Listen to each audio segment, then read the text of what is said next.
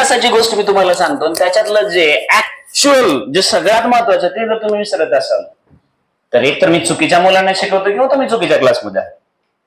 1.5 तासामध्ये एकही गोष्ट पाठ केली नाही, रट्टा मारला नाही, अशी लक्षात ठेवा तशी लक्षात ठेवा अशी ट्रिक वापरली नाही.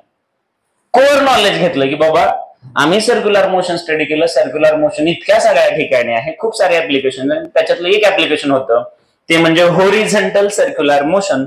होरिझॉन्टल या शब्दाचा अर्थ होता एकदम सपाट प्लेन सरफेस. मग प्लेन सरफेस साठी ही एक बाजू ही दुसरी बाजू एक अशीच ठेवली दुसरी वर्क केली.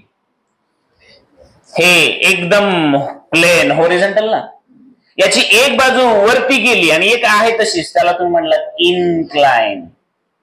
आणि डायरेक्ट 90 डिग्रीचा अँगल केला की म्हणलात व्हर्टिकल. बरोबर आहे की नाही? मग तुम्हीच मला सांगा, जे आपण शिकतो ते आपल्याला कळलं नाही तर उद्या पेपरमध्ये ना आयुष्यामध्ये काय वापरणार? आणि मग काल सगळं झाल्यानंतर एक स्ट्रॉंग असा फॉर्म्युला, कालचा आउटपुट, काल एवढा मोठा डोंगर पोखरला आणि छोटासा उंदीर बाहेर पडला होता. आणि मला असं वाटतं तो उंदीर असा होता मॅक्झिमम व्हेलॉसिटी, किंवा आम्ही असं म्हटलं थोड्या वेळासाठी V is equal to under root mu R into G. हे काल जे काही झालं, काल जो काही डोंगर पोखरला त्याच्यातून आलेला हा छोटासा उंदीर हा आहे. बरोबर आहे का? आता शांत डोक्याने बघायचंय. मी कालच तुम्हाला प्रॉमिस केलं की आज आल्यानंतर पहिले 10 मिनिटं याच्यावरच होते आणि लगेच याच्यावर मी प्रॉब्लेम्स का घेणार नाही, कारण पुन्हा बँकिंग होणार, पुन्हा बँकिंग विथ फ्रिक्शन होणार आणि मग सगळ्यांचे कंबाईन एक्झाम्पल असतं. तर आता परत माझा प्रश्न नीट आहे का? माझ्याकडे माझ्या खिशात 100 रुपये आहेत म्हटलं. किती रुपये आहेत? आणि तुम्ही लोकांनी मला 10 रुपये मागितले तर मी देऊ शकतो का? तुम्ही मला 50 मागितले, मी देऊ शकतो का? मी तुम्हाला जास्तीत जास्त किती देऊ शकतो? 100. पण तुम्ही जर मला 110 रुपये मागत असाल तर मी म्हणेल सॉरी. मग याचा अर्थ माझा क्रायटेरिया कुठपर्यंत आहे? मिनिमम 0, मॅक्झिमम 100 म्हणलं म्हणजे मिनिमम टू मॅक्झिमम माझ्याकडे एक रेंज आहे, त्याच्या पुढे मी तुमची मदत करू शकत. मग एक्झॅक्टली बायांनो हा तो बदलणार आहे ना. समजा एका पर्टिक्युलर सरफेस साठी, त्या रोड आणि टायर साठी, आता तुम्ही हे समजून घ्या, रियालिटी मध्ये जावा. तुमच्या प्रत्येकाकडे गाडी आहे, आता जवळपास बऱ्याच लोकांकडे गाड्या आहेत. आता प्रत्येकाच्या गाडीचं टायर जे आहे त्याची ग्रिप सेम असेल का रे? कोणाचं नवीन आहे त्याची ग्रिप चांगली आहे म्हणजे फ्रिक्शन बऱ्यापैकी आहे, आणि त्याचं जुनं झालंय त्याचं ग्रिप त्याची नक्षीवरची गेलेली आहे. मग तुम्ही मला सांगा, ज्या टायरची ग्रिप गेली त्याचं फ्रिक्शन, त्याचं रोड सोबत फ्रिक्शन कमी होईल का जास्त? कमी होणार. म्हणजेच त्याचा कोएफिशियंट ऑफ फ्रिक्शन कसा असणार? कमी असणार. आणि ज्याची ग्रिप चांगली आहे, किंवा क्रिकेट खेळायला गेलो, आपल्या सगळ्यांकडे बॅट आहे, आमच्या गणेशच्या बॅटचा जो दांडा आहे त्याला ग्रिपच नाही आणि माझ्याकडे ग्रिप आहे. आता आपण खेळल्यानंतर थोडा तरी आपल्याला घाम येणारच आहे, हात ओले होतात. आपल्याला आपली गावाकडची स्टाईल एकच असते. क्रिकेट खेळायला गेलो तेवढं स्टँडर्डनेस कुठं, फळ असायच्या लाकडाच्या, त्याला बरंपैकी हे केलेलं असायचं. मग सारखं खेळून खेळून खेळून एवढी मऊ झालेली असते. मग गेलं की आपली स्टाईल, आपल्या दोन्ही हात अगोदर आपण जमिनीवर राखता येणार, मग असं करणार, माती लावणार हाताला आणि मग बॅट पकडणार. का बरं? फ्रिक्शन वाढवायचे ना, तर बॅट सुटतात. आयुष्यात एकदा तरी कुणा बॅट सुटलेली असते. मग हे लक्षात घ्या की माझ्याकडे 100 रुपये आहेत. मी तुम्हाला 1 देऊ शकतो, 2 देऊ शकतो, 10 देऊ शकतो, 50 देऊ शकतो, 70 देऊ शकतो, 90 देऊ शकतो, 100 देऊ शकतो. पण तुम्ही 100च्या पुढे 101 जरी म्हणलात तर मी देऊ शकत. एक्झॅक्टली. मग तुमच्या हे लक्षात द्यायला पाहिजे की आता याच्यामध्ये हे कसं आहे बाळांनो, हे फिक्स आहे, हे फिक्स आहे. हे मात्र कसं असतं तर हे असतं व्हॅरिएबल. पण चांगला शब्द कुठला आहे? ऍडजस्टेबल. मी मुद्दाम ऍडजस्टेबल शब्द वापरला होता, बरोबर आहे का? मग आता एक एक्झाम्पल घेतलं मी. माझ्या गाडीची स्पीड आहे 10 मीटर पर सेकंड. तर याच्यासाठी एवढ्या स्पीड मध्ये जो काही सेंट्रिपिटल फोर्स लागतो त्यासाठी जे काय फ्रिक्शन लागेल त्याने दिलं. समजा मी स्पीड केली 11 दिलं, 12 दिलं, 13 दिलं, 14 दिलं, 15 मीटर पर सेकंड. हा म्हणला याच्या पुढे आपण फ्रिक्शन देऊ शकत. मग तिथं गाडी काय होणार? स्किटच होणार. स्किटचा अर्थ कळतो ना? गाडी स्किट होणे म्हणजे काय? तर गाडी स्किट होण्याचा अर्थ काय? घसरणे. बरोबर आहे ना? म्हणजे ती प्रॉपर रोलिंग मोशन मध्ये येणार नाही, घसरत राहणार. म्हणजे तुम्हाला गोल फिरता येणार नाही. आणि म्हणून आपण त्याच ठिकाणी हे वापरलं होतं, इथं शब्द वापरला होता, जर तुम्हाला मॅक्झिमम स्पीडने जायचं असेल त्या केसमध्ये हा सुद्धा कसा झालेला असतो. मग तुमची मॅक्झिमम गरज होती 100 रुपयाची, मी 100 रुपये देऊ शकतो. त्याच्या पुढे जर तुम्ही स्पीड वाढवत असाल तर हे कमी पडतं, हे दोन बदलायचा विषय येत नाही. मग त्याच्या पुढे जर तुम्ही स्पीड वाढवली तर याची व्हॅल्यू कमी पडते, म्हणजेच गोल फिरण्यासाठी लागणारा सेंट्रिपिटल फोर्स कसा होतो, कमी पडतो. मग सेंट्रिपिटल फोर्स कमी झाला. तुम्हाला सगळ्यांना माहित आहे की तुम्हाला गोल फिरायचंय, एक सर्क्युलर टर्न घ्यायचा आहे, तुमची गाडी इथं आहे, तर या सेंटरकडे ओढणारा सेंट्रिपिटल फोर्स पाहिजे. समजा तुम्हाला गरज आहे 100 न्यूटनची, गोल फिरण्यासाठी कितीची गरज आहे. पण या फ्रिक्शनल फोर्स म्हटला की मी किंवा तर तो काय म्हटला की मी मात्र तुम्हाला समजा 80 न्यूटनच देऊ शकतो, जास्तीत जास्त किती देऊ शकतो. आणि तुम्हाला आता गरज किती झाली, 100ची, कारण तुमची स्पीड काय झाली, वाढली. तुम्हाला माहिती ना चांगलं, centripetal force is equal to mv² divided by. मग तुमची स्पीड वाढल्यामुळे आमची फोर्सची गरज सुद्धा वाढली. तुमची गरज वाढलेली आहे, 100ची गरज आहे, पण आमच्याकडे किती आहे, 80च आहे, आम्ही त्याच्या पुढे देऊ शकत नाही. समजले का. मग हे आउटपुट होतं कालच्या लेक्चरचं. मग आता तुम्ही इमॅजिन करा बाळांनो की जर मला स्पीड वाढवायची असेल तर मला सेंट्रिपिटल फोर्स जास्त द्यावा लागतो ना. मग जेव्हा माझी स्पीड वाढते तेव्हा याच्यातलं काहीतरी वाढवावं लागेल ना. मग आता मी तुम्हाला कॉमन एक छोटासा क्वेश्चन विचारतो. बऱ्याच लोकांकडे घरी 2 व्हीलर असते, तरी पण ते 4 व्हीलर घेतात, का बरं. बऱ्याच लोकांकडे 2 व्हीलर असते ना, ते घरी 4 व्हीलर घेतात, का बरं. तुम्ही जे सांगाल ते मला कळू तर त्यांना काय घेतात. आणि 2 व्हीलर वर काय करत होता, घरात करत होता. पहिला ड्रॉबॅक तुम्ही काय सांगेल की सर 2 व्हीलर वरती नियमाप्रमाणे 2 लोक बसतात, बरोबर आहे ना. आणि 4 व्हीलर मध्ये ड्रायव्हर सोडून 4 बसतात. म्हणजे गाडीवर नवरा बायको फिरत होते, पण पूर्ण कुटुंब फिरवण्यासाठी काय लागलं, 4 व्हीलर. बरोबर आहे का. कुणाला स्कूल बस लागत असेल तो भाग वेगळा, बरोबर ना, तो ज्याचा त्याचा प्रश्न आहे, बरोबर आहे ना. असो तिकडे नको जायचं. आपण एक असतात वरती हम दो हमारे दो वरती आपण चालायचो. काही लोक आहेत हम दो हमारे 100 वरती असतात, ते तो विषय वेगळा आहे, बरोबर आहे की नाही. चला यायचं जागेवर. मग तुम्ही काय म्हटलात की ज्या ठिकाणी 2 व्हीलर कमी पडत होती तिचा काहीतरी ड्रॉबॅक होता, म्हणून आम्हाला गरज कशाची लागली, 4 व्हीलरची लागली. ही कॉन्सेप्ट असते ना. म्हणजे तुमच्याकडे ऑलरेडी काहीतरी आहे, त्याचा काहीतरी ड्रॉबॅक आहे, म्हणून आम्ही दुसरी गोष्ट घेतली, असंच असतं ना, बरोबर आहे ना. आता बऱ्याच लोकांकडे 4G फोन आहेत, 4G फोन आहेत. आता मला असं वाटतं काही लोकांनी 5G मध्ये बदलायला चालू केले ना, का बरं. डाटा कमी नसतो पडत, आता डाटा शिल्लक राहत असतो. काय झालंय तर जी स्पीड आहे ती तुम्हाला नको वाटायली ना. आता आपल्या शेजारी 5G वाला बसलाय, मी 4G मध्ये आहे, बरोबर आहे का. 5G वाला आपल्या पुढे चाललाय, बरोबर आहे ना. आपण तिथंच आपलं गोल गोल गोल गोल व्हायलेलं आहे. आपण म्हणतो नको, आपण पण 5G घ्या. मग आपण पुढची गोष्ट घेतो कधी, जेव्हा आपल्याला पहिल्याचा ड्रॉबॅक कळतो तेव्हाच ना, बरोबर आहे ना.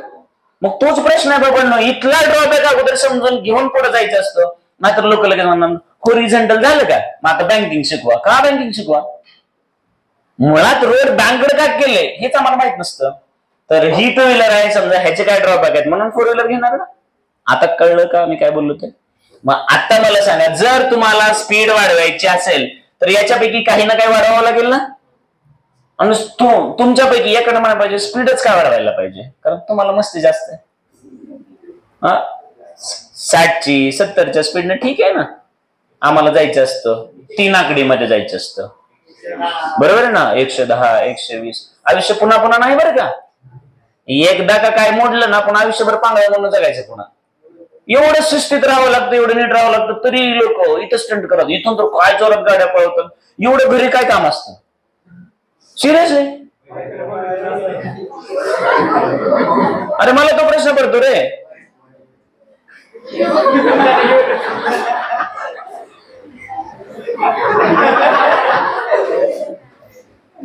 सोन्या, ज्यांचं लग्न झालंय ते घरी लवकर जात नाही पिल्लू. कुठला? अरे मग तुम्ही मला सांगा, प्रत्येकाला काय आहे, प्रत्येकाला काय वाटतं गाडीची आपल्याला काय करायचे, स्पीड वाढवायची. मग स्पीड जर तुम्हाला गाडीची वाढवायची तर याच्यातलं काही ना काही वाढवावं लागेल.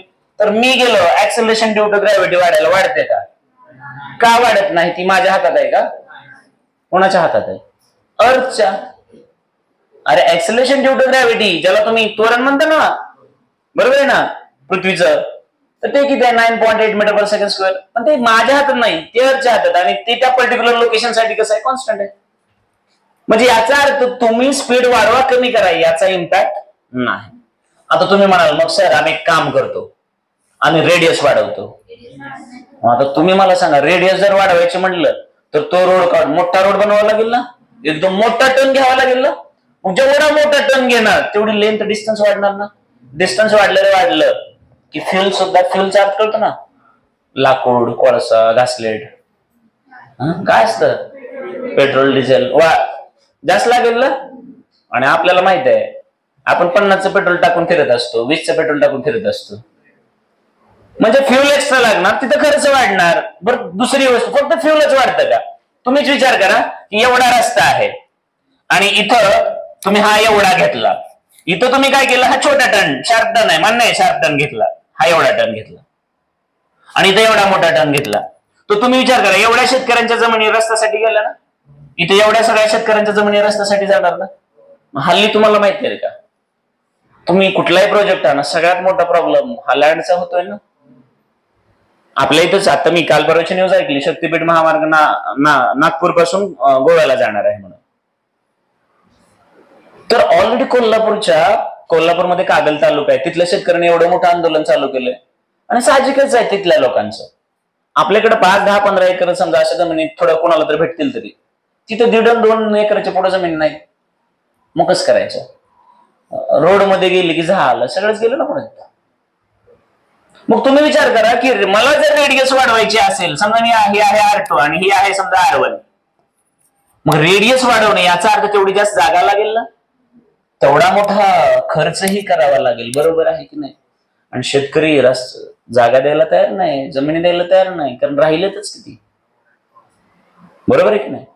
मग तुम्हाला वाटतं का की हा पर्याय सुद्धा सुटेबल आहे म्हणून?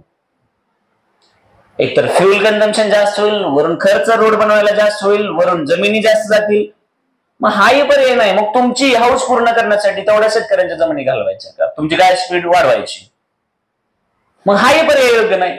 आता इथला दुसरा पर्याय, मग काही लोक म्हणतील एक काम करा, रोड छोटाच ठेवायचा, पण ज्या ठिकाणी टर्न आहे ना, टर्न, तिथं डांबरी रोड ठेवायचाच नाही, तिथं असे मोठे खडी टाकायचे, एकदम कच्चा रस्ता ठेवायचा. बरोबर कच्चा रस्ता आला रे आला की टायर आणि तो रस्ता यातलं फ्रिक्शन वाढते ना, बरोबर की नाही? पण तुम्हाला माहित आहे ना, जेवढं फ्रिक्शन जास्त होईल, घर्षण झालं की तुम्हाला माहित आहे ना, टायर काय होणार, खराब होणार. मग टायर खराब होणार, तुम्हाला सगळ्यात मोठा जो लॉस आहे, आपल्या भारतामध्ये किती टायर्स वापरले असतील, डेली किती टायर वापरले जात असतील, आणि प्रत्येक टायर जमिनीला घासत असताना त्याचं वेअर अँड टिअर किती होत असेल, आणि त्याचा विचार करा की दररोज किती करोड रुपयाचं नुकसान होत असेल. तुम्ही जेवढे फ्रिक्शन वाढवाल तेवढं तुमचं नुकसान जास्त आहे. म्हणजे हाही पर्याय योग्य नाही. आता तुमच्या डोक्यात आलं असेल की याचा अर्थ जर मला जास्त स्पीडने एखाद्या वळणावरती वळण घ्यायचं असेल, टर्न घ्यायचा असेल, वळायचं असेल मला, तर हे तिन्ही पर्याय माझ्यासाठी योग्य नाही. पण मला तर माझी स्पीड वाढवायची, बरोबर आहे ना? मग कारण तेवढा स्लो जाऊन पण माझा प्रवास होणार नाही लवकर. मग यासाठी काही ना काही ऑप्शन बघावा लागेल ना. मग यासाठी एक स्ट्रॉंग ऑप्शन, जो की चांगल्या लोकांच्या बुद्धीने तो सुचला आपल्याला, आणि त्याला नाव दिलेलं आहे आपण बँकिंग. नाव काय दिलं जातं? रोड बँकड करणे, बँकिंग करणे. त्याच्यामुळे पहिली गोष्ट रस्ता तेवढाच लागेल, फ्रिक्शन तुमचं कमीच झालं, ऍक्सेलरेशन ड्यू टू ग्रॅव्हिटीचा विषयच नाही. आणि हे सगळं करत असताना याच्यामध्ये पैसे खूप काही जास्त लागले असं नाही, एकदम थोडासा मायनर चेंज केला की हा सगळ्या प्रॉब्लेम वरती एक सोल्युशन सापडलं. मग हे कशा पद्धतीने केलं जातं हे समजूया आपण. पण तुम्हाला हे सगळं कळालंय का? मग आता मला असं वाटतं जर हे सगळं तुम्हाला व्यवस्थित कळालं असेल तर याचं मॅथमॅटिकल अनालिसिस कंबाईन घ्यायचं आपल्याला. तर मला असं वाटतं की तुम्हाला क्वालिटेटिव्हली आणि या केसमध्ये क्वांटिटेटिव्हली संख्यात्मक कळाले ना, कोण कोणावर कसा अवलंबून आहे समजलेलं आहे का? पण या केसमध्ये हाच फॉर्म्युला जर या गोळ्याकडे तुम्हाला जर असं कुठं भेटला, मॅक्स इज इक्वल टू असा भेटला म्यू आर जी आणि वरती 1/2 सेमच झालं ना. 1/2 चा अर्थ रूटच असेल ना, म्हणजेच प्रेझेंटेशन वेगळं आहे पण मला असं वाटतं समजून घ्यायला काय अडचण नाही. समजलंय सगळ्यांना? नक्की कळालं? मग जर एवढं हे सगळं कळालं असेल तुम्हाला तर आता आपण थोडं पुढे जाण्याचा प्रयत्न करू. हे नक्की कळालंय सगळ्यांना? मग आता ड्रॉबॅक इथले लक्षात आले ना, जास्त फ्रिक्शन वाढवलं तरी प्रॉब्लेम आहे, रस्ता मोठा करायचा प्रॉब्लेम आहे, जी बद्दल तर बोलायची गरज नाही. मग नेमकं काय केलं जातं तर आपण आता इथं समजून घेऊया. इथं सगळ्यात अगोदर मी कंपॅरिझन करणार आहे की काय होत असतं, पुन्हा टॉपिक चालू करतो. हा तुमचा रस्ता.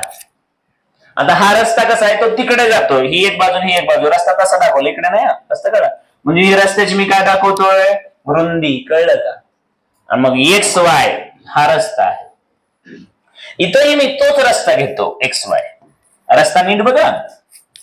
मग आता जायचंय आपल्याला कुठं, तर आपलं एकच मिनिट थांबा मी तो थोडस असं दाखवतो की कारण तुम्हाला इमॅजिन व्हायचं नाही, हा मोठा प्रॉब्लेम आहे माझा. तुमचं इमॅजिनेशन जरा अवघड असतो. हा सिरियसली, मग मला थोडस काम करावं लागेल. तुमचा रस्ता कळाला का? प्लेन रस्ता आहे, प्लेन रस्ता एक्झॅक्टली. आता असा जर रस्ता इथे इमॅजिन होईल. मग याला मी XY म्हटलं, याला काय म्हटलं? XY. तर हा XY कळाला तुम्हाला? असा मोठा रस्ता आणि मला जायचंय कसं रे बाळांनो? Anti clockwise. कसं चक्कर मारायची कळलं का आता? चक्कर कशी मारायची कळलं? हा. मग आता हा तो रस्ता आहे XY. मग ही आमची इथं गाडी असेल ना फोर व्हीलर, ही तिकडे जाते बरं का तिकडे, पण तुम्हाला टायर असं दाखवलं. आता त्या लेवलला टायर म्हणजे मला टायर असं दाखवलं लागलं असतं ना, कळतं ना? पण तुम्ही म्हणला असतं हे कसं काय चाल, म्हणून हे असं दाखवलं. अवघड आहे. 2D वरती 3D समजून सांगायचं म्हणलं ना की मास्तरला त्या डोंबऱ्याच्या खेळासारखं असतं, बरोबर आहे ना? एवढं बॅलन्स धरून तेवढं एखादं असतं तरी म्हणतं हे डायग्राम कशी काय काढली बाबा. अरे बाबा, गाडी तिकडे चालली म्हणल्यानंतर ह्याच्या पुढे याच एका टायरच्या पुढे दुसरा टायर असतं स्ट्रेट, ह्याच्या पुढे एक असणार. म्हणलं हे एक टायर आहे, त्याच्या पुढे दुसरा आहे, हे एक आहे, त्याच्या पुढे दुसरा आहे. तर मला काहीच कळलं नाही गेलं, तिथंच दाखवलं. मग आता इकडे जर हे XY म्हणजे हे घेतलं, इथं X दाखवलं, इथं Y दाखवलं आणि म्हटलं आता ए बाबा सगळं ब्ल्यू झालंय का? आता काहीतरी घोटाळा आहे रे. हा, मग आता एक चांगली फोर व्हीलर घेऊ आपण, चालते ना? पिवळ्या कलरची लॅम्बोर्गिनी आहे गाडीवरनं. हा येते येलो कलर मध्ये नांद. मग आता ही गाडी दिसली. आता इमॅजिन करा ही गाडी कशावर आहे? बरोबर प्लेन ट्रॅकवर आहे ना. मग याचं सेंटर ऑफ मास जे आहे ना हे बरोबर असं खाली असेल ना, बरोबर आहे की नाही? सेंटर ऑफ मास बरोबर त्याच्या सेंटरला आणि असं दोन टायरच्या बरोबर मध्ये येणार ना. अरे इमॅजिन होते की नाही? प्लेन आहे नाही सांगा जावं ना जरा. असे काय लोक असे बघ काय विचार करत असेल मला कळत नाही सिरियसली. असं ते खूप साऱ्या बॉलिवूड हॉलिवूड सगळ्याच मूवी मध्ये आपण बघितलं असतो की काहीतरी हिरोला किंवा हिरोच्या घरच्यांना होतं किंवा कुणाला तरी होतं, ऍक्सिडेंट होतो, मग ते कोमामध्ये जातात. मग कोमामध्ये ज्यावेळेस ते पेशंटला बघायला जातात त्यावेळेस बघतात तो असा असतो, ते त्याला सगळं बोलत असतात, काय काय करत असतात, तो असा असतो, कुठलेच त्याचे एक्सप्रेशन नसतं. आणि आपल्या क्लासमध्ये मी दररोज एक तर विद्यार्थी असं बघतो तसाच आहे तो. काय मला कळत नाही, ते लहानपणी असायचं ना स्टॅच्यू म्हणल्यासारखं, त्याचा इम्पॅक्ट झालाय. आता प्रश्न असा आहे की प्लेन ट्रॅक वरती आहेत ना तुम्ही, प्लेन ट्रॅक वरती आहेत आणि तुमचं बरोबर इकडे वेट असणार ना रे, आणि वेट बॅलन्स करायला एकटाच खंबीर आहे, ज्याला तुम्ही दिलं होतं नॉर्मल रिॲक्शन, बरोबर आहे की नाही? मी इथं का उभा राहू शकतो कारण माझं वेट जे आहे ते तोच फोर्स कशावरती ऍक्ट झाला, स्टेजवरती, आणि स्टेजने बरोबर तेवढंच काय दिलेलं असतं, नॉर्मल. जर नॉर्मल रिॲक्शन जास्त झाली, वेट पेक्षा नॉर्मल रिॲक्शन जास्त झाली, इमॅजिन करा काय होईल बरं. गणेश, अरे मी इथं उभा आहे ना बाबा, इथं उभा आहे ना मी. आता माझं वेट तुला सांगू का? ऍक्च्युअल मध्ये मी या स्टेजवरती जवळजवळ 600 न्यूटन एवढा फोर्स टाकलाय. किती न्यूटन टाकलाय? 600 न्यूटन. आणि समज नॉर्मल रिएक्शन आहे 1000 न्यूटन आहे समज, काय होईल बरं? बरोबर ना? परीचे पप्पा हवेत असतील, बरोबर आहे की नाही? मग मी इथं थांबणार, वर जाणार मी. हा, वर कसं जाईल ना, स्लॅब आहे मध्ये, हे काय सांगत. मग हे वर झालं तर तिकडे मोशन असेल. काय झालं परी? हल्ली परीचं लक्ष नाही, दुसऱ्या परीचं पण लक्ष नाही. काल परवाच वर्मा सर म्हणले, सर प्राची और प्रियंका दोनों भी आजकल, मैंने बोला होता है कभी कभी ऐसे. इकडे बघत तिकडे बघत बदल कुठले. आता हे इक्वल आहे म्हणून जागत आहे ना, ते जास्त वर जाईल, हे जास्त गोळ पडून. बरोबर आहे? एवढं सोपं करत नाही. मग आता मुद्दा असा आहे की वेटला कॅन्सल केलं नॉर्मल रिएक्शनला. मग आता गोल फिरण्यासाठी ही गाडी इकडे दाखवतो. आता इथं ही झूम केलेली, तिकडं झूम केला, तिकडं कळतं ना, हीच गाडी तिकडे आहे खरी. काय केलं मी? झूम करतो ना, असं असं असं. अरे नाही हे करता येतं आपल्याला, पाहिजे ना. हा, दाखवू का? येडेच आहे आपल्याकडे, सगळंच आहे ना. हे बघा आता, तुम्हाला काय चेष्टा वाटली काय? हा, आता बस ना, येडे कुठली. हा, थांबा रे, ए बाबा थांब. हा, बस ना. हा, मग आता मला सांगा, याचा अर्थ वेट आहे बरोबर खाली, नॉर्मल रिएक्शन आहे बरोबर वरती, पण या बाजूला गाडीला फिरण्यासाठी लागणार सेंट्रिपिटल फोर्स, आणि तो कोणी दिला होता या केसमध्ये? फोर्स ऑफ फ्रिक्शनने. बरोबर आहे का? काम झालं होतं. पण बाळांनो, आता आम्ही काय करतो, नीट आहे का बरं का? आमचा जो ट्रॅक आहे तो हाच ट्रॅक आहे ना. पण आता आम्ही याला थोडासा चेंज करतोय. थांबा थोडस, थांबा. बस, आता याला चल रे बाबा इकडे. बस झालं. आता नीट बघा, ट्रॅक हाच आहे ना. मग याचा एक्स रेडियस, एक्स म्हटल्यानंतर टुवर्ड्स द सेंटर आहे ना, आणि वाय एक्सच्या बाहेर आहे ना. मग त्याला एक्स ला तुम्ही इनर साइड म्हणाल ना, आणि वाय ला आउटर. एक्स आत मधली बाजू, तर वाय बाहेरची बाजू. मग मी परत तेच दाखवतो, हाच रोड आहे ना तुमचा. मग इथं एक्स आहे ना, इथं वाय आहे ना. मग एक्स ला काय म्हणाल तुम्ही? इनर, आणि वाय ला. बरोबर आहे की नाही? मग या केसमध्ये काय केलं जातं, तर नीट आहे का, जी बाहेरची बाजू आहे थोडीशी वर उचलली जाते, म्हणजे बाहेरच्या बाजूला जास्त मटेरियल टाकलं जातं. ही आहे तिथंच आहे, आणि याची हाईट वाढवली की रस्ता असा नाही, आता असा रस्ता बनेल ना. बरोबर आहे का? मग तुमचा जो रोड आहे हा तुमचा ऍक्च्युअल रोड आहे ना. रोड तुमचा प्लेन असेल असा का इन्क्लाइन असेल? जोरात.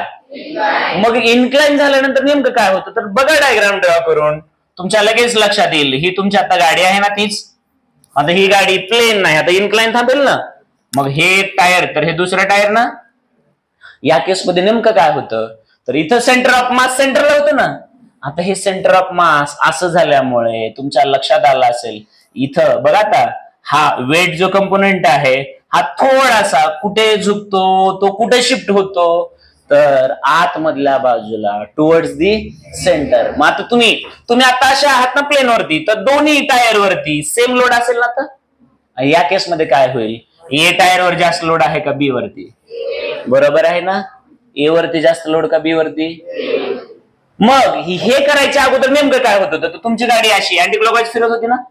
अँटी क्लॉकवाईज गाडी फिरत असताना बाळांनो, ज्यावेळेस स्पीड वाढली, बघा आता इथं नीट समजून घ्या, हे इकडचं ए इकडचं बी, हे ए तर हे बी ना. तुमचे दोनच टायर, 4 आहेत, 2 घेतोय फक्त मी, पुढचे 2 सोडून द्या थोड्या वेळासाठी. तर आता तुम्ही 2 टायरचा विचार करा. आता ज्या वेळेस तुम्ही स्लो मोशन मध्ये आहात तोपर्यंत दोन्ही वरती लोड कसा आहे, पण हळूहळू हळूहळू आपली स्पीड वाढत जाते का? मस्ती. बरोबर ना. मग तुमची वेलॉसिटी वाढली की काय वाढणार? सेंट्रिपिटल. मग सेंट्रिपिटल फोर्सला एक मर्यादा आहे, 10, 20, 30, 40, 50, 60, 70, 100. 100च्या पुढं ते म्हणतं मी देऊ शकत, आणि तुमचा समजा झाला 120 झाला, मग हा ट्रॅक काय म्हणतो मी जास्तीत जास्त 100 देतो, पण तुम्हाला गरज कितीची आहे? त्या केसमध्ये बाळांनो मग सेंट्रीपिटल कमी पडायला लागला आणि स्पीड वाढल्यामुळे सेंट्रीफ्युगल वाढला. सेंट्रीफ्युगल वाढल्यामुळे आतमध्ये ओढणारा कमी पडायला आणि बाहेर ओढणारा स्ट्रॉंग व्हायला ना. मग याचा अर्थ तुमच्या बी टायर वरती जास्त लोड पडायला लागला ना आता. मग बी टायर वरती जास्त लोड पडायला म्हणजे बाहेरच्या चाकावर जास्त लोड पडायला, आणि जेव्हा बाहेरच्या चाकावर जास्त लोड पडतो त्यावेळेस तुमची गाडी बाहेरच्या बाजूकडे जास्त झुकायला लागते, आणि तेच रिझन आहे की इकडच्या बाजूकडे जास्त झुकल्यामुळे तुम्ही या बाजूला, ज्याला तुम्ही खड्ड्यात पडणे म्हणतात, त्या बाजूला तुम्ही पडत असता. मग इथं नेमकं काय होतं तर ऑलरेडी लोड कुठे आणला जातो? आतमधल्या बाजूच्या टायरवरती आणला जातो. मग आतमधल्या बाजूच्या टायरवरती आणल्यानंतर होतं नेमकं काय तर सेंट्रीफ्युगल स्पीड वाढल्यामुळे इकडचा वाढलेला असतो ना, त्याच्यामुळे हा जरी शिफ्ट झाला तर हा सेंटरच्या आसपासच येतो, त्याच्यामुळे तुमचे पलटे व्हायचे चान्सेस काय होतात? कमी होतात. लक्षात आलं का? कळलं का रे बाळांनो? मग एवढ्या सगळ्या प्रॉब्लेम वरती म्यू आर जी सगळ्यावरती एकच सोल्युशन आहे ना, बरोबर आहे की नाही? आणि मग हीच कॉन्सेप्ट आपण बघत असतो बँकिंग ऑफ रोड मध्ये. लक्षात आलं का? तर आता हेच रिपीट आपण घेणार आहोत, पण चांगलं टायटल देऊया त्याला. तर मजा एक अशी आहे की ते तसं का करावं लागलं कळलं ना. प्रॉब्लेम पहिला काय होता कळलं ना. समजून घ्यावं लागेल बाळांनो, सगळं समजून घ्यावं लागेल. एकदा समजायला लागलं की आपल्याला क्लास हा इंटरेस्टिंग वाटत असतो. नाहीतर कळलंय 4 वेळा रटले आणि 5व्यांदा गेलो, 2 दिवस लक्षात राहील, 3ऱ्या दिवशी परत विसरतो आपण. तर टायटल आपण देऊया आता होरिझॉन्टल, नाही तर काय असेल आता बँकिंग. सगळं एकदम सिस्टमॅटिकली स्टेट बोर्ड पासून सगळं घेऊया. बँकिंग ऑफ रोड, कारण आपल्याला बँकिंग स्ट्रॉंग आहे त्याच्यामुळे स्टेट बोर्डाचा विचार करावा लागणार आहे. तर आज आपल्याला बघायचंय बँकिंग ऑफ रोड. मग बँकिंग करणे म्हणजे नेमकं काय करणे, तर आता हे नीट आहे का. तर आता थोड्या वेळापूर्वी तुम्हाला एवढं तरी समजलं तुमचा रस्ता कसा आहे कळलं ना आता. तर आता तुमचा रस्ता कसाही असो, तुम्हाला एक गोष्ट कळून चुकलेली आहे की समजा तुमचा रस्ता सुरुवातीला कसा आहे, इथं मी दाखवतो या केसमध्ये. समजा बाळांनो हा तुमचा रोड आहे. मग हा रोड तुमचा प्लेन आहे का आता इनक्लाइन आहे? इनिशियली प्लेन आहे, बरोबर आहे ना. मग तुम्हाला माहिती आहे आपण अँटी क्लॉकवाईज मोशन मध्ये आहोत, म्हणजे एक्स बाजू आतमधली तर वाय बाहेर, इनर अँड आउटर. बँकड किंवा बँकिंग किंवा बँक, बँक शब्दाचा अर्थ असाही होतो. बँक ह्या शब्दाचा अर्थ होत असतो किनारा. काय होत असतो? बँक ऑफ रिव्हर म्हणतात ना, नदीचा किनारा. आपल्याला बँक म्हणलं की एकच माहिती असते, बरोबर ना. माहिती असायला पण पाहिजे. आपल्याला बँक म्हणलं की एकच माहिती आहे. मला तर एवढं माहिती आहे, तुम्हाला काय माहिती आहे? बरोबर ना. पण इथं बँक शब्दाचा अर्थ काय? कडा. कडा. मग हा रस्ता आहे तर ही रस्त्याची एक बाजू आहे, तर ही दुसरी बाजू. इथपर्यंत कळलंय सगळ्यांना? ओके. मग आता एक्स वाय प्लेन आहे ना, मग एक्स इनर आहे कारण आम्ही जातोय कसं अँटी क्लॉकवाईज, म्हणजे असं टर्न घ्यायचा, याचा अर्थ ही मधली बाजू आणि ही बाहेरची बाजू. समजलं सगळ्यांना? दररोज एकदा सायकल असो, गाडी असो, 4 व्हीलर असो, काही असो, एकदा तरी टर्न कुठल्या तरी रस्त्याला घेऊन जावं लागतो, बरोबर आहे की नाही. मग आता इकडे बघा, मग काय केलं जातं तर बाहेरची बाजू ना थोडीशी वरती उचलली जाते. मग ही बाजू आउटर साइड आम्ही काय केली तर वरती उचलली, as compare to inner side म्हणायचं. इनर तिथंच ठेवली आणि बाहेरची वरती उचलली, आणि मग रोड आमचा असा होतो तयार. हा तुमचा रोड तयार झाला, बरोबर आहे का. मग बँकिंग म्हणजेच काय तर एक प्रोसेस आहे. त्या प्रोसेसमध्ये काय केलं जातं तर बाहेरची जी बाजू आहे ती काय केली जाते, वरती उचलली जाते, राईज केली जाते as compare to inner side. लक्षात आलं का. तर कुणी जर तुम्हाला विचारलं what is mean by banking, तर तुम्ही काय म्हणणार? Banking is a process in which outer side of road or outer edge is raised by some. झालं, पुढचं तुम्हीच कव्हर केलं. बरं, लक्षात आलं का. हे असतं की जेव्हा तुम्हाला काय लागतं तेव्हा माणसाचा स्पेशली शिक्षकाचा एवढा लोड कमी होतो की तुम्हीच उत्तर द्यायला लागतं. मला नेहमी कीर्तनातल्या गोष्टी छान वाटतात. ते बघा, महाराज काहीतरी बोलायच्या अगोदर बाकी सगळ्यांनी ते चालू केलेलं असतं. किती मस्त वाटतं त्या महाराजांना. ते कीर्तन करत असतात 10-15 मिनिटं, एवढं स्ट्रॉंगली ते बोलतात, थकतात बिचारे. एवढं सगळं सांगायचं असतं 1.5-1.5, 2-2 तास. मग आता मध्ये त्यांना 2 मिनिटाचा ब्रेक पाहिजे, कारण कीर्तनाचा अर्थच तसा होतो. सांगायचे तेही कशाच्या तरी गजरामध्ये, त्यात तुमचे टाळ आले, मृदंग आला, सगळं आलं. तुम्ही ज्यावेळेस मी म्हटलं तर मला पुढचं कम्प्लीट करायचंय, तुम्ही लगेच म्हटलात इथं तुम्ही हाईट पण म्हणू शकत होतात किंवा इथं तुम्ही अँगल पण म्हणू शकत होतात. बरोबर आहे की नाही? मग आता तुम्ही लगेच म्हणलात अँगल, बाय सम अँगल. बरोबर आहे ना? मग हेच इकडे लिहायचं असतं. तर तुम्ही आता काय म्हणाल? Banking is a process. बरोबर, प्रोसेसचा अर्थ कळतो ना रे? Banking is a process in which outer side of कुणाची? रोडची ना रे? बरोबर ना? outer side of road is raised. बरोबर आहे ना? by some angle with respect to कोणासोबत कंपॅरिझन केलं? inner side ऑफ रोड म्हणायची गरज नसावी. बरोबर आहे का? एवढं सोपं आहे. बँकिंगचा अर्थ कळला ना? मग आता असं केल्यानं काय होतं हे मी अगोदर समजून सांगितलं होतं ना. मग असं केल्यानंतर तुम्हाला माहिती आहे की या केसमध्ये ही तुमची, अरे बाबा हा, तर ही तुमची आहे आता गाडी. बरोबर आहे ना? आणि मग आता तुम्हाला माहित आहे इकडे तुमचं वेट शिफ्ट झालेलं कुठं? आतमधल्या टायरकडे तुमचं काय झालं? वेट शिफ्ट झालं. बरोबर आहे का? आता तुम्हाला जो सिलेबस आहे त्याच्यामध्ये एक गोष्ट ऍज्युम करायची. ऍज्युम म्हणजे खोटं बोलतो मी आता, की या रोडचा सरफेस आणि टायरच्या सरफेस मध्ये मी या क्षणाला फ्रिक्शन घेणार, पण फ्रिक्शन असेल का नसेल? या जगामध्ये झिरो फ्रिक्शन काही कधीच होऊ शकत. पण आम्ही ते लॉजिकली घेतलं, ऑलमोस्ट झिरो म्हणलं चालतं ना, कारण फ्रिक्शन घेऊन उद्याचा टॉपिक कव्हर करायचं, तिथं दोन्ही असणार आहेत. म्हणजे बघा, प्लेन बघायचं, बँकिंग बघायचं, पण बँकिंग घेत असताना फ्रिक्शन घ्यायचं नाही, आणि पुन्हा बँकिंग घ्यायचं आणि फ्रिक्शन कंबाईन करायचं. लक्षात आलं का? हे 3 पॉईंट आहे तुम्हाला. असो, मग आता तुमच्या लक्षात इथपर्यंत समजलेलं आहे का? ही प्रोसेस होते. मग आता याचं मॅथमॅटिकल अनालिसिस जरा व्यवस्थित करायचे. चालतंय का आता? ओके, मग आता नीट समजून घ्यायचं मला काय बोलायचं. इथपर्यंत सगळ्या गावाला कळलं असेल. आता शांत डोकं ठेवून मला सांगा. Pad pad pad pad pad pad pad pad pad pad pad pad pad pad. किती स्लो आहेत रे लोक. हे काय आहे? परपेंडिक्युलर, नक्की ना? मग आता हा पॅड मी 10 डिग्रीने अँटी क्लॉकवाईज शिफ्ट करणार. माझ्यासाठी अँटी क्लॉकवाईज, तुमच्यासाठी.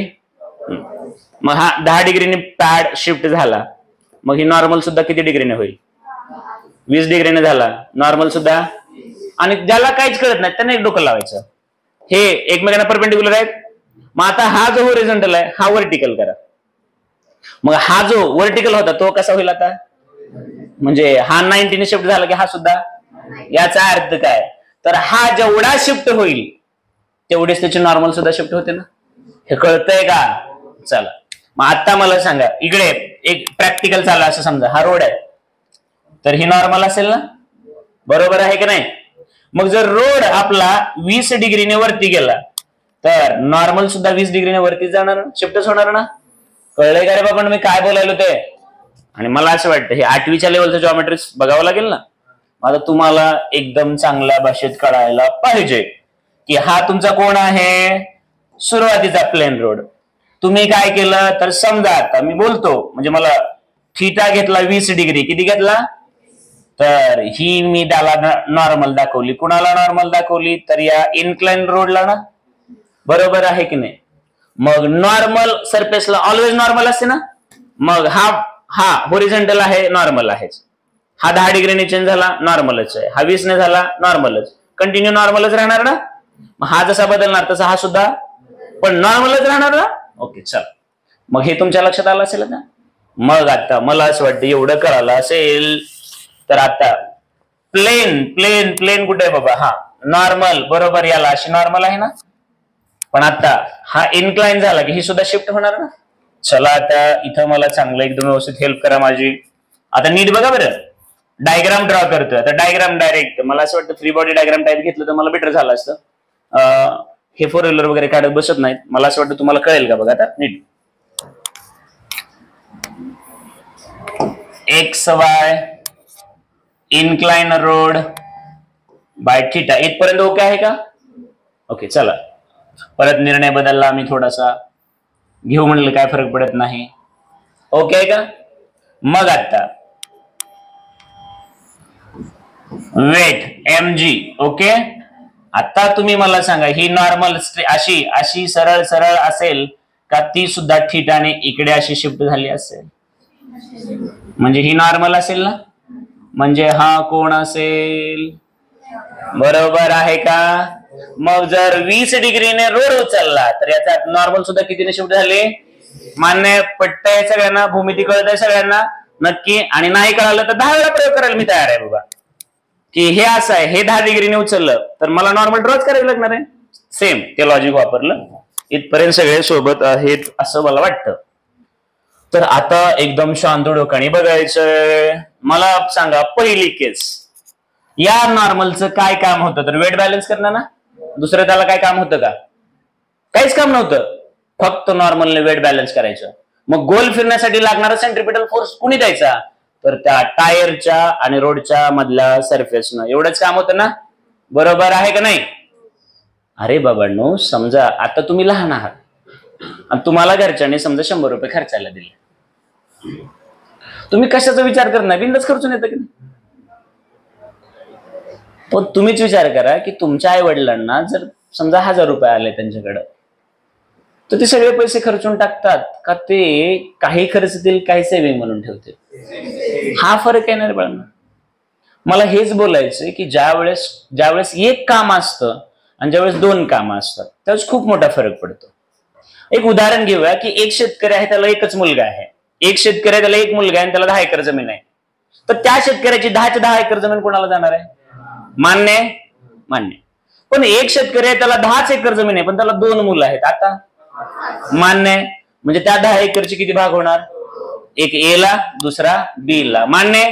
मग मला हे समजून सांगायचे या केसमध्ये हा जो शेतकरी ना, हा शेतकरी त्याला एकच मुलं आहे, म्हणजे त्याला एकाकडेच लक्ष द्यायचंय. आता या केसमध्ये तुम्ही बघा रे बाबांनो, पहिलं सगळ्यात महत्वाचं, हा जो शेतकरी ना, हा याला 2 पोर आहेत. किती पोर आहेत? पहिलं काम त्या गाडीचं जे वेट आहे ना, वेट ते पण त्याला बॅलन्स करायचं. बरोबर आहे का नाही? बरोबर आहे ना, वेट कडे पण बॅलन्स करायचं. आणि दुसरं महत्वाचं काम मला सांगा, याच्यामध्ये फ्रिक्शन नाही असं अजून केलं ना? बरोबर आहे की नाही? फ्रिक्शन नाही. मग फ्रिक्शन नाही म्हणलंच गाडी घसरत तिकडे यायला पाहिजे ना, ती तिथंच थांबली म्हणजे वेट बॅलन्स केलं ना. दुसरं काम, त्या गाडीला त्याला सर्क्युलर मोशन मध्ये पण आणायचंय. मग सर्क्युलर मोशन मध्ये आणायचं असेल तर काय लागत असतं? Centripetal force. म्हणजेच दुसरं काम, ह्याच नॉर्मल रिएक्शनला काय करावं लागेल? तर लागणारा सेंट्रिपिटल फोर्स सुद्धा द्यावा लागेल की नाही? जोरात रे बाबांनो, मी काय बोललो ते कळालं? तिथं नॉर्मल रिएक्शन एकच काम करत होती, वेट कडे लक्ष देत होती. इथं नॉर्मल रिएक्शनला वेट तर बॅलन्स करायचेच, पण गाडीला गोल सुद्धा फिरवायचे. 2 कामं. मग 10 एकर असणाऱ्या शेतकऱ्याची 5-5 एकर, ए ला 5 आणि बी ला 5 घेतली. एक्झॅक्टली बाळांनो, ज्यावेळेस एकाच महत्वाच्या फोर्सला, एकाच कंपोनंट, म्हणजे आपण असं म्हणूया एकाच व्यक्तीला मल्टिपल टास्क करायचे म्हटलं की त्याच्याकडे जे आहे ते स्प्लिट होत राहतं ना, त्याचे तुकडे पाडावे लागतात ना. मग 10 एकरचे किती तुकडे झाले? 2 झाले.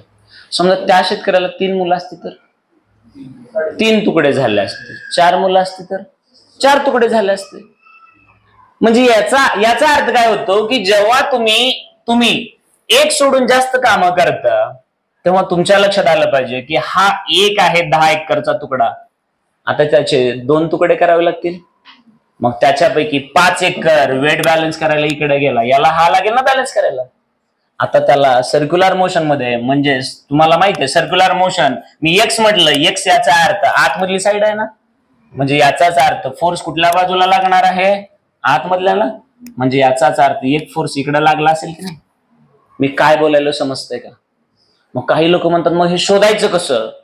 तर त्यासाठी त्यांना 11वीचा दुसरा जो चॅप्टर आहे वेक्टर अनालिसिस तो यावा लागतो. येत नसेल तरी मी तुम्हाला जवळपास 80% हेल्प करतोच. ते कसं ते बघा आता इथपर्यंत कळालं का? मग हा जो एकटा आहे याला 2 कामं करायचे, हे एक काम आणि हे दुसरं काम. हे काय करणार तर त्या ऑब्जेक्टचं वेट बॅलन्स करणार आणि हे काय करणार तर लागणारा सेंट्रिपिटल फोर्स. तेव्हाच गोल फिरेल ना.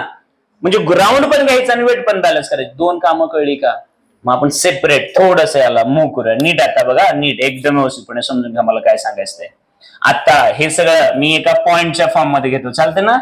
ही गाडी आहे समजा, हा तुमचा मेन नॉर्मल रिॲक्शनचा फोर्स आहे.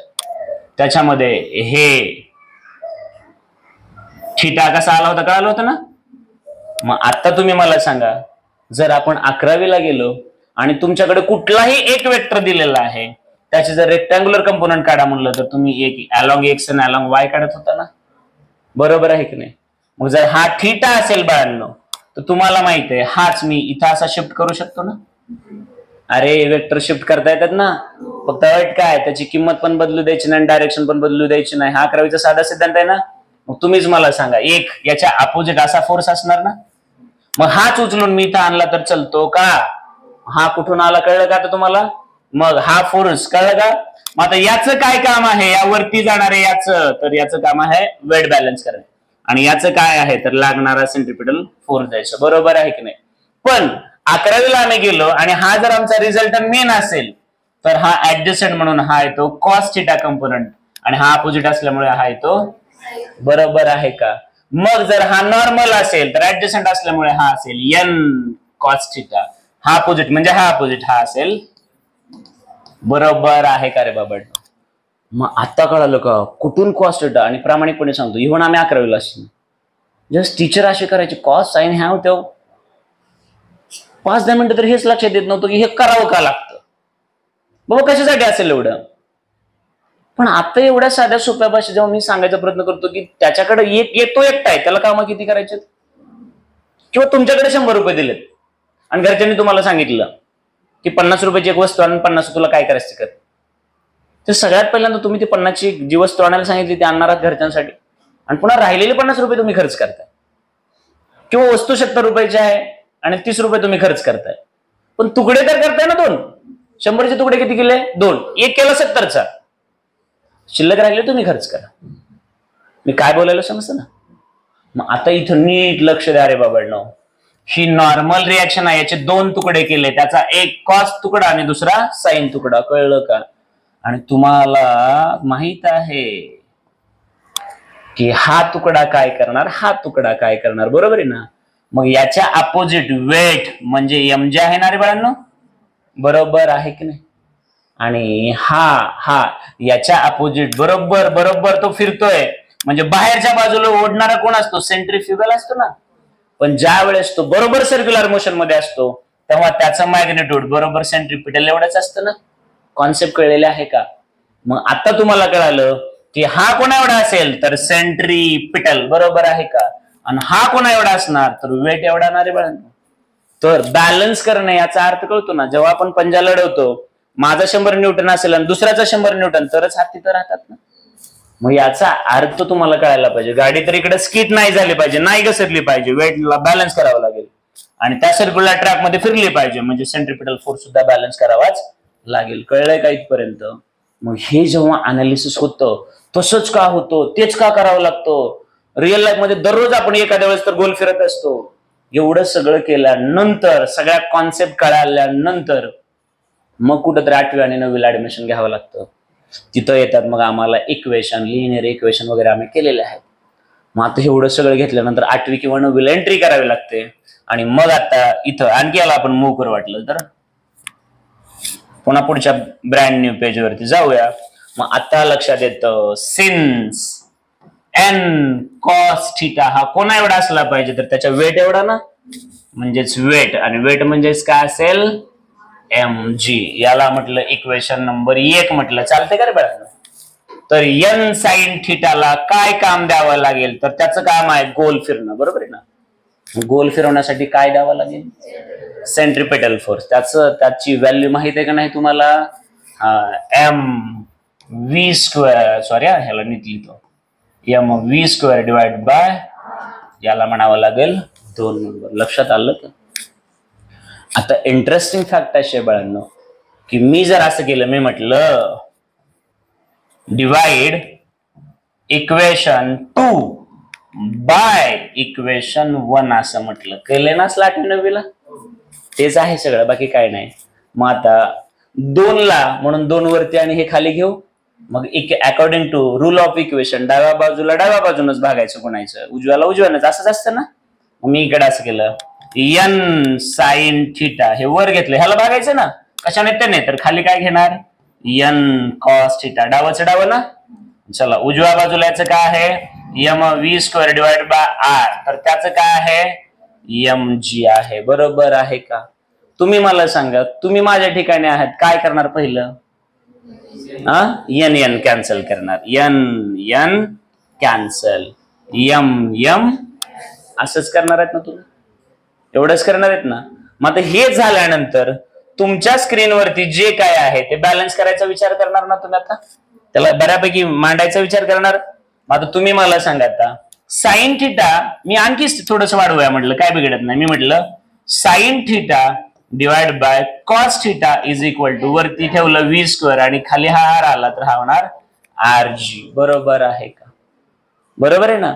मग आता तुम्ही मला सांगा बाळांनो, सगळ्यांना माहित आहे sign theta divide by cos theta काय असतं, त्यात मी नाही सांगितलं तुम्हाला, फिजिक्स वाल्याने बोललंच नाही. कोण बोलतो, मॅथ वाला. काय सांगतो, साइन थिटा आणि कॉस थिटाच्या जागी काय ठेवा, therefore tan theta is equal to V square divide by, मग हे आर जी इकडे आणलं तर मल्टिप्लिकेशन मध्ये जाईल का डिव्हिजन मध्ये जाईल, मग हेच असं होईल ना, therefore R G into tan theta is equal to V square ना रे. मग तुम्ही असं म्हणलं तर चालतं का, therefore velocity square is equal to R G tan theta असं बोललं तर चालेल, उलट सुलट केलं तर चालेल ना. पण मला कुठलाही फॉर्म्युला हा स्क्वेअर मध्ये, क्यूब मध्ये, फोर्थ पॉवर मध्ये असा पाहिजे असतो का लिनियर मध्ये, म्हणजे मला इथं व्ही पाहिजे का व्हीचा स्क्वेअर पाहिजे. जर माझ्याकडे एक्स स्क्वेअर असेल आणि मला जर एक्स पाहिजे असेल तर मी एक्स स्क्वेअरचं काय करावं लागेल, स्क्वेअर रूट घ्यावं लागेल. बरोबर आहे की नाही. म्हणजे मला याचं सुद्धा काय घ्यावं लागेल, मी याला म्हटलं इक्वेशन नंबर 3 म्हटलं समजा, तर इक्वेशन 3चं काय करावं लागेल, मग डाव्या बाजूचं स्क्वेअर रूट घेतलं तर उजव्याचं ऑटोमॅटिकल होईल ना, कारण इक्वेशनचा रूलच असतो, जे डावीकडे केलं तेच उजवीकडे करायचं. मग इकडे बाय टेकिंग लिहूया इथं स्क्वेअर रूट ऑफ इक्वेशन 3, मग काय होईल रे, व्ही स्क्वेअरच्या ठिकाणी व्ही, आणि इकडे डायरेक्ट असं केलं चालेल ना, R G under root R G, आणि याला म्हटलं इक्वेशन नंबर. चालतं का? आता या दोघांची तुलना केली जाईल. हे झालं बेसिक बोर्ड लेवलचं थेरॉटिकल नॉलेज. फक्त एवढं, पहिली पायरी ही, फक्त पहिली पायरी. ह्याच्यानंतर दुसरी पायरी, याचे बेसिक प्रॉब्लेम सोडवणं, आणि तिसऱ्या पायरीवरती मग येतात एमसीक्यू. पुन्हा ते एमसीक्यू इझी, मिडियम आणि डिफिकल्ट लेवल नुसार मग सीईटी, नीट आणि जेईई मेन्स कडे शिफ्ट होते. ही लेवल जर कळतच नाही, आलीच नाही, समजलीच नाही, तर हा तुमचा भ्रम असेल की मी सीईटी देतो, नीट देतो आणि जेईई देतोय. बरं काय, हे काटीवाटी एक झालं. आताशी डोंगर पुकरून दुसरा उंदीर काढलाय, लक्षात आलं का. आता जेव्हा तुम्ही कंपॅरिझन करणार की जर रस्ता हा होरिझॉन्टल असेल, कसा असेल, होरिझॉन्टल असेल, किंवा रस्ता हा बँकड असेल, बरोबर आहे का, तर वेलॉसिटी, मॅक्सिमम वेलॉसिटी कशी असेल, तर under root mu R G. त्या केसमध्ये कोएफिशियंट कसा असावा लागेल, मॅक्सिमम, तरच तुमची स्पीड कशी असू शकेल, याला मर्यादा आहे, त्याच्या पुढे तो जाऊ शकत नाही. आणि मग जर तरी तुम्ही स्पीड वाढवली तर 100% तुम्ही खड्ड्यात जाणार म्हणजे जाणार. इकडे velocity v is equal to under root काय येणार, अगोदर लिहिलं टॅन थिटा इंटू, मग जे काम इथं कोएफिशियंट ऑफ फ्रिक्शन करत होता ते काम इथं कोण करतं, लक्षात आलेलं आहे का, कळलंय का, किती सुंदर स्ट्रेट फॉरवर्ड. आणि ज्या ठिकाणी मॅथ येतं ना, मॅथ तुम्हाला इतकी हेल्प करतं, दोन्हीतलं एक्झॅक्ट डिफरन्स चांगल्या पद्धतीने समजून सांगतं. पण किमान तुमची समजून घेण्याची, ऐकण्याची मानसिकता तरी असली पाहिजे. प्रत्येकाला काही सगळं जमतं असा विषय नाही.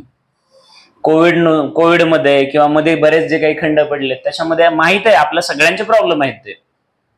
पण मी नेहमी म्हणत असतो की समजा बाळांनो माझे पाय चिखलात भरले, माझ्या पायाला चिखल लागलाय आता, मग माझ्या पायाला चिखल लागलाय म्हणून मी घरात जायचंच नाही का हातपाय धुवून घरात जायचं?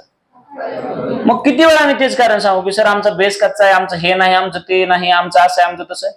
अरे जो कच्चा पार्ट आहे तुमचा तो पक्का करण्यासाठी काय पर्याय आहेत ते शोधावे लागतील ना आपल्याला. की बाबा थोडंसं आम्हाला 8वीचं मॅथ त्याच्याकडे लक्ष द्यावं लागेल, 10वीच्या मॅथकडे बघावं लागेल. आणि राहिला प्रश्न की आम्हाला सगळ्यांना कळायला पाहिजे की बाबा याच्यामध्ये, मी तुम्हाला परवाच म्हटलं की आपण 8वी ते 12वी पर्यंतचे 8वी ते 10वी पर्यंतचे बुक आणायचे सायन्सचे आणि कुठलाही पोर्शन चालू करायचा शिकवायला कुठलाही, तर त्याचा रेफरन्स तुम्हाला 8वी 9वी 10वीच्याच बुकमध्ये असणार ना. हा मान्य आहे की एकदम बेसिक लेवलला तिथं असेल, पण असेल ना. तर असं हे समजलेलं आहे का? नक्की कळालं? मग आता तुम्ही मला सांगा, इथं मला स्पीड वाढवायची होती, हे वाढवू शकत, हे वाढवू शकत आणि हे वाढवलं तर टायर खराब होईल ना. आता हे वाढवू शकतो का? नाही. हे वाढवू शकतो का? पण तुम्हीच मला सांगा बाळांनो, हा तुमचा रोड आहे आणि थोडस तुम्ही हाईट वाढवली तर थोडासा अँगल वाढेल ना. म्हणजे स्पीड वाढवू शकता ना. आणखी थोडीशी हाईट वाढवली तर आणखी अँगल वाढेल ना, आणखी स्पीड वाढवू शकता ना. मग हा पर्याय मी करू शकतो का नाही? समजलंय का तुम्हाला? म्हणजे याचाच अर्थ तुम्ही बँकिंग करता म्हणजेच काय करता, तर बाहेरची जी साईड आहे, एज आहे, ती थोडीशी उचलता as compare to inner side. म्हणजेच तिथं काहीतरी काय क्रिएट करता, अँगल क्रिएट करता. समजलेलं आहे का? कळलंय का? मग ही झाली सगळ्यात पहिली पायरी. तर आता आपण दुसऱ्या पायरीला काय करायचं कसं ते बघूया. मला थोडस वेळेचं नियोजन बघू द्या एकदा. वेळ थोडासा आहे आपल्याकडे, एखादा एक्झाम्पल होतंय का बघूया बेसिक. पण मला एवढंच म्हणायचंय की थोड्या वेळासाठी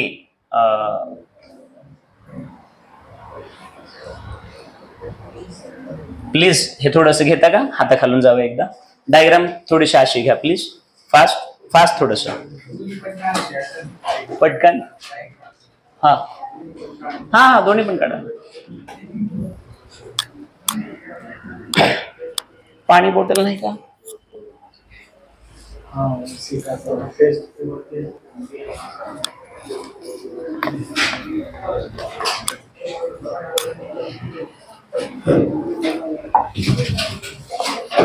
फास्ट.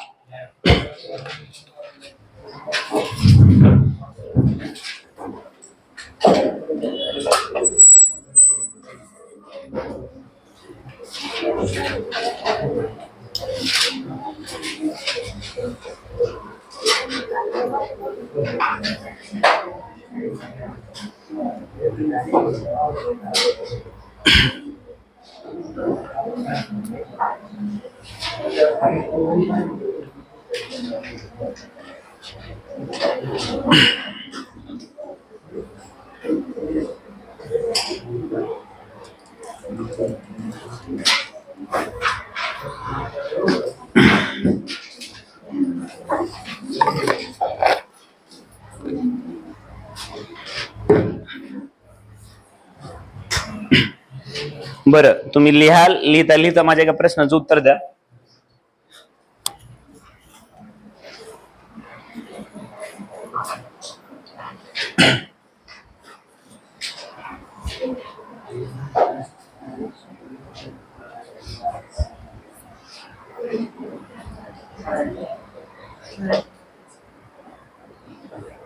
माझा प्रश्न काय आहे बघा.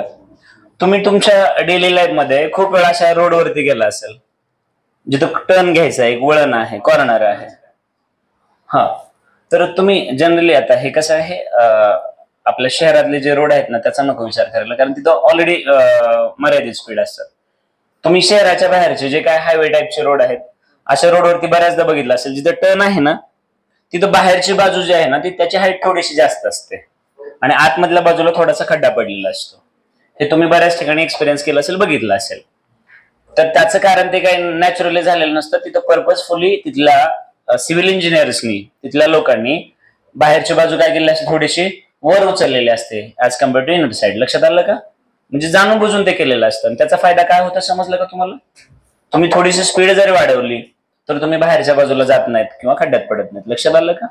कळलं का तुम्हाला? ठीक आहे, असो. म्हणजे ऍक्सिडेंट वाचवण्यासाठी ते सगळं केलं जातं.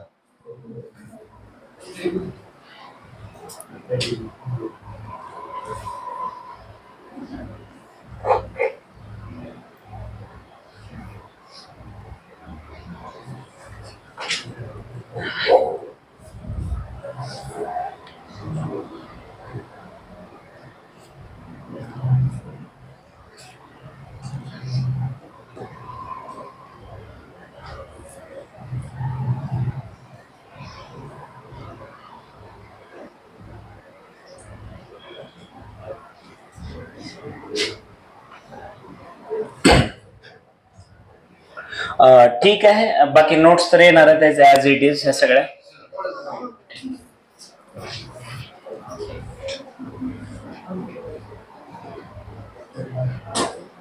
हे फ्रंट रो समजले का सगळं?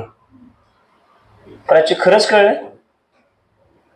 मला वाटते नाही कळल्यासारखं. तिथं फ्रिक्शन होत होतं म्हणून म्यू येत होता.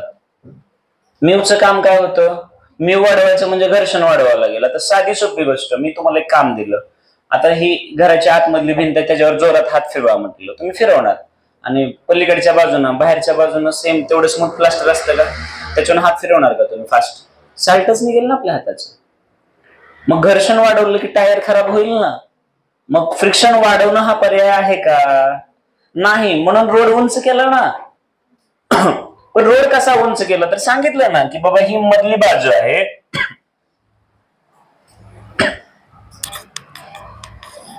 हा रस्ता आहे, ही आतमधली बाजू, ही बाहेरची बाजू थोडीशी वर केली आणि हा रोड असा झाला ना. म्हणजे जो प्लेन रस्ता बनणार होता तो इन्क्लाइन झाला. इन्क्लाइन झाल्यामुळे काय झालं तर तुम्ही जेवढा मोठा अँगल वाढता, तुमच्या लक्षात आलं याचं mathematics, tan theta into R. मग हा टॅन थिटाचा अर्थ कळतो ना. मग मला सांगा टॅन थिटाच काय सांगतो तर साइन बाय कॉस, म्हणजे अपोजिट बाय हे ना. म्हणजे याचा अर्थ तुम्ही जेवढी ही साईड वाढवाल तेवढी आम्ही स्पीड जास्त वाढवू शकतो. आणि तेच कारण आहे ना रे बाळांनो. तुम्ही कधी ते त्याला आपण म्हणतो मोत का कुवा म्हणतो, जत्रेत यात्रेत असतात बघ उरसात, गाड्या फिरवल्या जातात एका व्हर्टिकल याच्यामध्ये सर्कल मध्ये, तर ती स्पीड वाढवण्याचं कारण तो ट्रॅक कसा असतो आणि मग त्याच्यामध्ये तो ट्रॅक बऱ्यापैकी असा वरती उचललेला असतो. लक्षात आलं का? म्हणून स्पीड वाढत असते. असो तिकडे जाणारच आहोत आपण नंतर. पण इकडे आता बघा, मग पहिली पायरी कळाली असेल, ज्यांना पहिलीच पायरी कळाली नाही ते पुढे जाऊ शकणार नाही. मग आता तुमच्या समोर एकच गोष्ट आहे की एक सांगेल तुम्हाला without banking mu R G, with banking but no friction, त्या केस मध्ये हे असेल टॅन थिटा इंटू आर. आता शांत डोक्याने बघा की जर तुम्ही नॉलेज गेन केलंय, बोर्डाचं बेसिक लेक्चर झालं म्हणायचं, आता बोर्डाचे बेसिक प्रॉब्लेम चालू होतील. बोर्डाच्या बेसिक प्रॉब्लेम मध्ये काय होईल बाळांनो तर तुमच्याकडे 1, 2, 3 आणि 4 पॅरामीटर आहेत, बरोबर आहे ना. ह्या 4 पैकी हा जो पॅरामीटर आहे हा बऱ्यापैकी कॉन्स्टंट पॅरामीटर आहे. मग आपल्याला माहित आहे जी ची किंमत 9.8 मीटर पर सेकंड स्क्वेअर. कधी कधी वेळ वाचवण्यासाठी फास्ट कॅल्क्युलेशन साठी 10 मीटर पर सेकंड स्क्वेअर असं घ्या म्हणतील. जेव्हा ते घ्या म्हणतील तेव्हाच घ्यायचे, अदरवाईज किती किंमत घ्यायची तिथं जास्त डोकं लावायचं नाही. आम्ही 10 घेतो, त्यांनी सांगितलं घ्यायला, मग घ्या, नाहीतर घ्यायचं नाही. मग आता तुम्ही मला सांगा की याला जवळजवळ आम्ही कॉन्स्टंट पकडलं त्यामुळे विषय सोडा. मग तुमच्याकडे राहिला 1, 2 आणि 3 पॅरामीटर, बरोबर आहे. मग तुम्हाला जे प्रॉब्लेम्स येतील, कसे प्रॉब्लेम्स येतील बरं, एक तर तुम्हाला आर आणि म्यू दिला जाईल आणि तुम्हाला व्ही काढा म्हणतील, किंवा व्ही आणि आर दिला जाईल तिथलं म्यू विचारतील. बरोबर आहे की नाही? मी काय बोललो होतं लक्षात आलं का? म्हणजे याच्या बाहेरचा प्रश्न येत नाही. इथंही बाळांनो ह्या जी ला थोडस बाजूला सोडा. तुमचं 1, 2 आणि 3च पॅरामीटर ना रे, हा आर इकडे घेतला तर. मग आता तुम्ही मला सांगा इथं सुद्धा काय होईल की अँगल दिला जाईल तुम्हाला आणि मग टॅन थिटाची व्हॅल्यू आणि आर याच्यामध्ये तुम्हाला काय शोधावं लागेल व्ही, किंवा व्ही आणि टॅन थिटा देतील काय शोधावं लागेल आर, किंवा आर आणि व्ही देऊन काय शोधावं लागेल.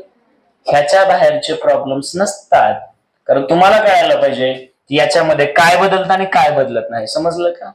आणि म्हणून आपण याच्यावरती काही बेसिक प्रॉब्लेम्स घ्यायला पाहिजेत. कळलं का? नक्की. मग मी जर आता एक साधा सोपा प्रॉब्लेम दिला, तेवढ्या बेसिक लेवलला कॅल्क्युलेशन करत बसू नका. मी जर साधा सोपं, मी एक साधा प्रश्न म्हटलं बघा, फास्ट घ्यायचंय पण. ए कार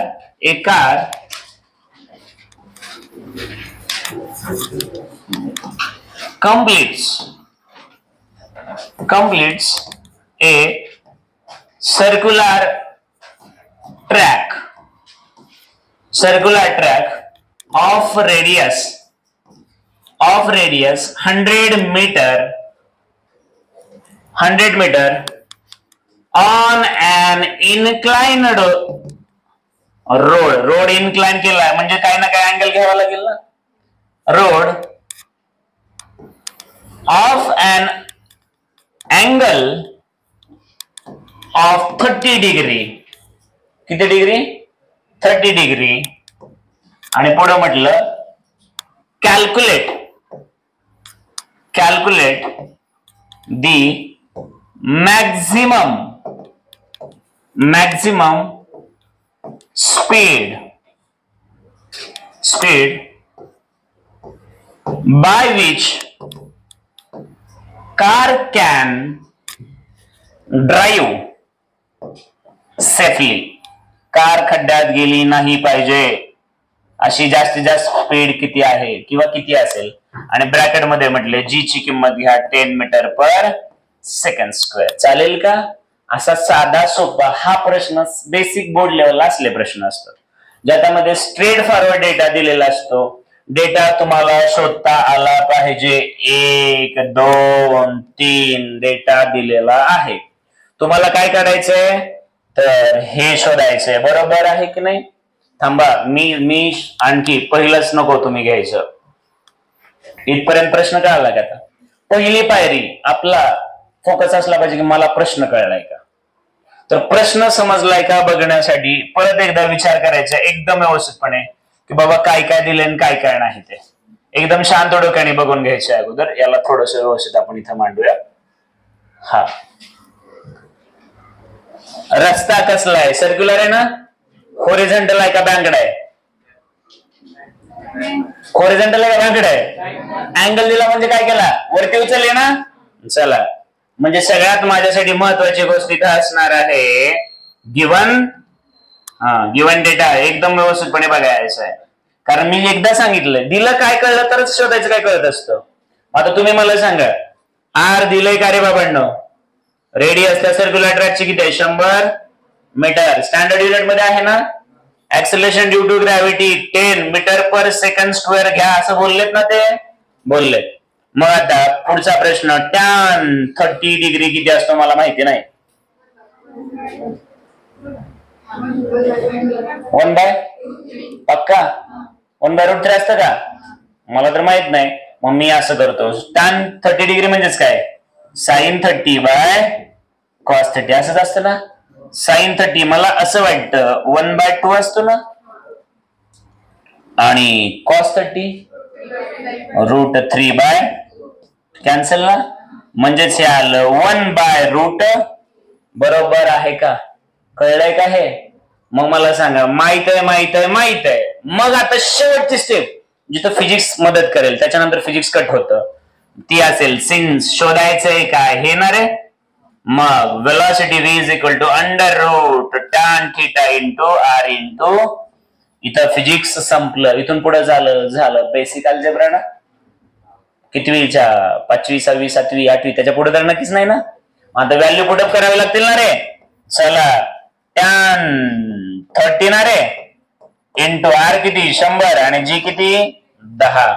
सगळ्यांना माहित आहे since velocity v is equal to tan 30 ची किंमत किती म्हटलं? 1/√. बरोबर आहे का? चला, हे 100 आणि हे 1000 होईल ना रे. बरोबर आहे की नाही? इथपर्यंत कळलंय का? आता नक्की कळलं. मग जर हे समजलं असेल सगळ्यांना तर आता मुद्दा याची व्हॅल्यू शोधणं आणि पुन्हा रूट काढणं ना. 1/√3 ची व्हॅल्यू किती येते माहित आहे का? नसेल तर सगळ्यांना ऍटलिस्ट एवढं कॅल्क्युलेशन मग आता करावं लागेल किंवा ते देत असतात पुढे जर फास्ट करायचं असेल तर. पण मला सांगा, √3 ची व्हॅल्यू 1.731 ना रे. बरोबर आहे ना?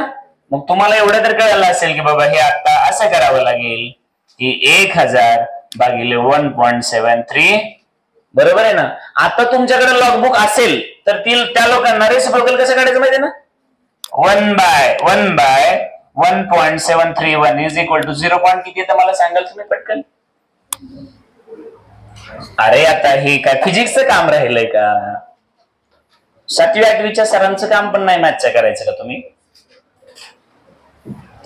हे याला असं लिहिलं तर चालतं का रे बाबांनो? इकडे बघा, माझा प्रश्न नीट आहे का? हे 1 बघा त्याच्या 1/√3 ला असं लिहिलं 1.731 into 1000 चालेल ना रे बाबांनो? मग याची व्हॅल्यू किती विचारलं मी तुम्हाला ना? प्लीज रेसिप्रोकल्स 1.731 शोधा. 313 5783 येतं. 0.5783 इंटू 1000 ना रे, म्हणजेच हे होणार रूट मध्ये 578 हाँ सही बात है, सॉरी अच्छी बात है, गलती हो गया हमसे. चलो कितना हो गया रे? 0.5 एक मिनट 7 और 80 का 3 माइनस हो गया 77 ना, इंटू ये 1000. ठीक है चलो, तो ये कितना हो गया? रूट के अंदर कितना आ रहा है रे? 577.7 चालते. अप्रॉक्सिमेटली 578 करून टाका आणि त्याचं रूट काढा. चला बरं, रूट तेवढं तर येईल ना रे आता. आणि ज्यांना रूट येत नाही, याच्या पुढचं कळत नाही, त्यांनी डोकं लावायचं. इकडे बघा रे, याला असं केलं तर चालेल ना रे. इकडे बघा 5.777 केलं, 2 इकडे डेसिमल फिरवला तर हे 100 होईल ना रे. 100चं बाहेर रूट काढलं तर 10 होतं ना. मग हे असं केलं तर चालेल का? 10 इंटू √ 5.777. आता रूट मध्ये जावा. रूट अरे रूट्स को जाओ ना जल्दी. रूट्स देखो 5.7 के 77 में 5.7 के 77 में कितना आ रहा है? 2.402 चलेगा, बस इतना है. और 7 में 1 आ रहा है. हाँ चलो 2.403 ना इंटू 10 24.03 मीटर पर सेकंड. कळलंय का? आता मला